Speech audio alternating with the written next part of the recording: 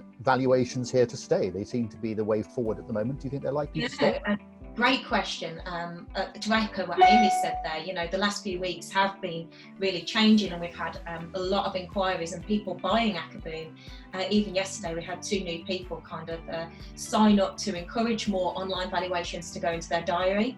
So initially to promote that, and then kind of using the tool to do online valuation, share the screen, show comparables, and really upsell themselves online. But the feedback we've been getting there is it's been very successful for them. In fact, I interviewed Nicol & Co. Just recently, Matt Nicol there, who is converting at the same ratio that he was doing market appraisals face-to-face as he now is online, which is kind of incredible. He's doing half the amount of valuations he was, which is still great, but what he is doing is that conversion rate still there. So that begs the question, do they all need to be kind of on site, or can we continue with that afterwards?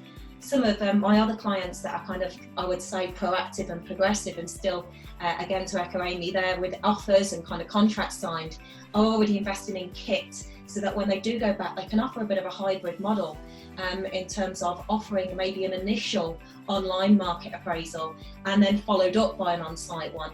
I mean, I would say with these, it's always good to do your due diligence. You should never really be relying on the measurements from the vendors and the photos. So although the times we're in right now, we might be listing properties, but I would suggest as soon as we get out there, and we can go and do that just to kind of check that yourself. However, I think that they are here to stay. People will be offering that approach. At the end of the day, you've got to be where your customer is, and we've never been more video friendly. I think we'd have got there in 10 years, but this has pushed us up the pipeline. I mean, talking of that marketing side of it, obviously we've got another grey hair, massively experienced individual with Lee down here from Focal Agent. I mean, obviously, I don't know what you think, Lee, about property marketing, whether that's going to be different. I mean, obviously, Focal Agent has a big range of offers they can make. Do you think things are going to change a lot? I think definitely in the short term, there's been a huge acceleration in meetings just like this one, and people's willingness to engage in a virtual environment. And I think that will be very relevant to property. But I think what's going to be really interesting is that I got a feeling that this will be driven by agents.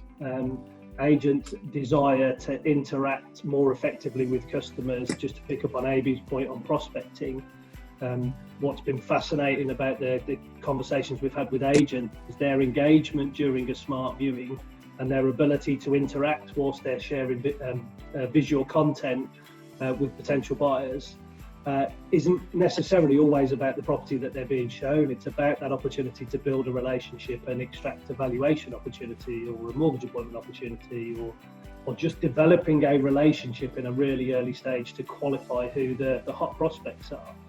And I think the natural acceleration of the review of business models right now will mean that agents will start to ask themselves questions, as Azad referred to, in terms of, well, what are the low value tasks? How can we do them more effectively? How can we add value for our customers?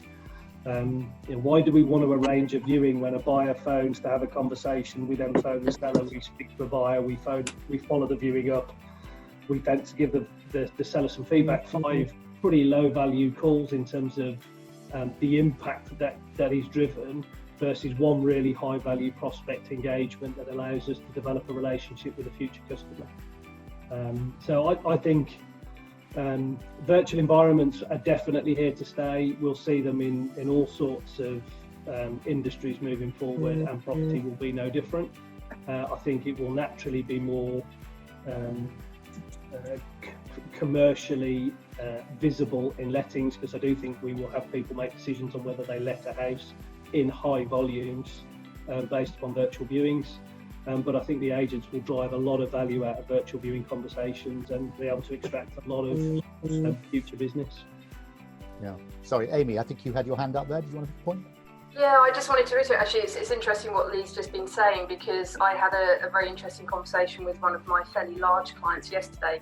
They're 25 plus branches, and they are actually going to introduce and implement doing virtual viewings first, before they do any kind of physical viewing again. So for exactly the same reasons that Lee's just pointed out there, that they're going to can first kind of viewings initially, they're going to have a video call with the client, qualify them over a video call, show them the property virtually, and then if the client still likes it, then arrange the physical viewing. And it's just reiterating completely what Lee's just said there, and it's interesting. I don't say. Look, I just think, Ed, in terms of so much of the online visual content that's available is an agent-free experience, and so many of our customers are spending huge amount of time looking at properties online, and they're just missing out from that agent's expertise and that ability to understand that, you know, one side of the road is more valuable because of the school catchment area or the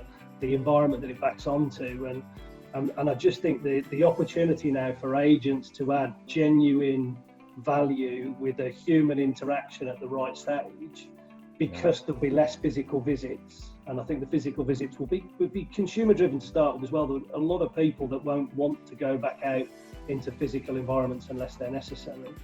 But that will be better for agents that think about how they can build those relationships. And of course, it's going to be different in London, where I'd much rather the agents were focusing on the £18,000 fee that they could extract than it will be in lower value average priced properties, where the ability to extract all those additional revenue opportunities are really quite exciting as well. On this, I'll go to the question in a minute, but just in line with what you were saying, Jamie, you know, I think that the one upside to the 2 months of how we've all been dealing with is that I think the world is a convert into jumping onto video calls. So the concept of, you know, going back to normal, I think there should be a place in your workflow, regardless of viruses disappearing or not. There's a great opportunity of, you know, I'm a massive believer that you can engage with people so much better if you can see them face to face. And if you have the power of your desktop to start sharing screen and showing people a whole bunch of stuff, rather than waiting for the viewing or the valuation that you're going to do in a week's time, and give all your competition a chance to jump the gun on that. You must build that in. It's not something we're not going to be doing. We're going to be doing this going forward all the time, and it's very powerful. Yeah, so like Kai, we don't want to just deal with everybody, so we're trying to screen out people who can't afford it, who just got a bit sick of having a small garden and they may not be interested. So the main thing we're doing is you're only allowed to see a house if you've been through a screening procedure and you've got the money and you're in a reasonably strong position for one reason or another, and you've seen the virtual viewing that we've done for it, and you still feel that you're going to buy it. So so that's taken out maybe a third of our viewings, and then we've gone a bit too far with our PPE sort of stuff. So we've got really sort of high quality stuff, and we're just trying to do exactly what Kai said and just make sure that every single contact we have is communicated very clearly. So we won't arrive anywhere unless it's been signed off, just like Kai. The other thing, just going back to what Ben says, is a very good time to do little video WhatsApps to people and say, yeah, hi there, are you still good? Are you still okay to see me at 10 o'clock for that market appraisal or for this meeting? And actually, because everybody is very used to these Zoom calls now, we're just throwing video everywhere, and the conversion rate has been exceptional. So I think it is a good opportunity to go in before the market appraisal, even before we have 3 types of market appraisal, for example. So one is just virtual, because the person is concerned or they're maybe not that serious. The second one is a Zoom call, and then just they exit the house, we go around the house with full protection. And the third one is we go in the house because they want to actually converse with us, and we sit in the garden and just keep way away, and we limit that to 15 minutes and then we leave. From the conversations I've had with agents, a lot of them aren't going to be bringing back their 100% of their furloughed workforce, but they want to maintain that customer experience. And I've been approached by a number of agents to look at sort of client services departments or client service offerings. But with Prospect Engine being driven towards a sort of a sales or a lettings side of the business, we're looking at sort of joining the dots between different elements of prospecting. So text message marketing, email marketing, email nurture journeys, Facebook lead management, online val management, and sort of tying it up in a big prospecting bow. So you're, rather than just shooting in the dark, so to speak, when you're prospecting historic data with phone calls, you warm them up with a personal email with a home search or a Sprift report attached, a Calendly link included in the email, and again with the text messages. It's a much softer approach, and you end up getting a really high conversion rate of pickups for those types of appointments. I mean, we were looking at between 20 and 30%. So from 100 emails, you were getting around 20 to 23, 24 appointments being on the back of that. Now, it will depend on the data set that you're using. These were all relatively recent, pre-COVID vals, so still pretty warm data. What was the subject line? Free vaccination.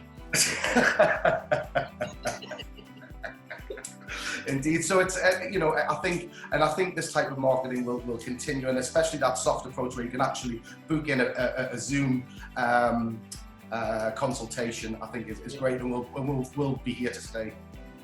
I think that's it. I'm going to jump back to Ryan again, just here for a second, because there's a link there between what Ish was talking about, Calendly, and I think it's fair to say you started using a tool that I've had a lot of joy with, the Video Ask video tool, which is now, I believe, actually allowing you to book appointments via that Calendly, haven't you? And you and I were quite surprised actually just how open and receptive your clients have been to that sort of technology.